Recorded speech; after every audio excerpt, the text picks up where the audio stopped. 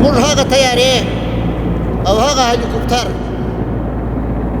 چې د هېواده څخه ایستل سوي دي او ځینو هېوادونو راڅخه ګرځولي دي،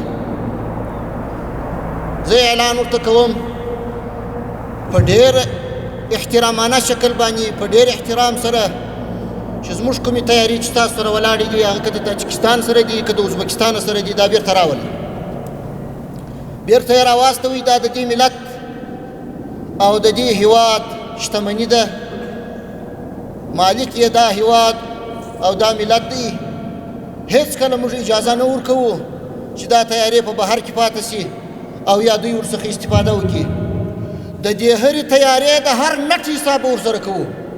هېڅوک نشي کولی چې زموږ هوایي ځواک یا زموږ تیارې او زموږ هلیکوپټر او جهازونه دا خپل په هېواد کې بند وساتي. زه غوښتنه ورڅخه کوم، په ډېر احترام غوښتنه ورڅخه کوم، زموږ حوصله دې نه ازمایي او موږ دې نه مجبوره کوي چې په ورته عمل باندې حتی الامکان چې په وس مو پرایي په هغه لاس پورې کړو.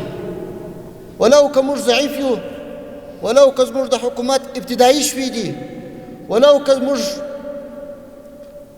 نسبتاً و دوی ته پر خپلو پښو ولاړ تر اوسه پورې لا نه یو، خو بې غیرته نه یو او چاته دا اجازه نه ورکوو چې هغه زموږ شخصي شتمنۍ کنګل کړي او یا زموږ شخصي ملکیتونه راڅخه وګرځوي. لہذا دوی دي زموږ تیارې او زموږ جهازونه، هلیکوپټر دي که هر څه دي، هغه دې بېرته راته واپس کړي او را دې ولي و دې هېواد ته. که یې نه راولي نو بیا موږ کولی سو چې خپل توس مطابق عکس العمل وښیو. ډېره حوصله مو کړې ده، ډېر صبر مو کړی دی، نور زموږ حوصله تمامیږي.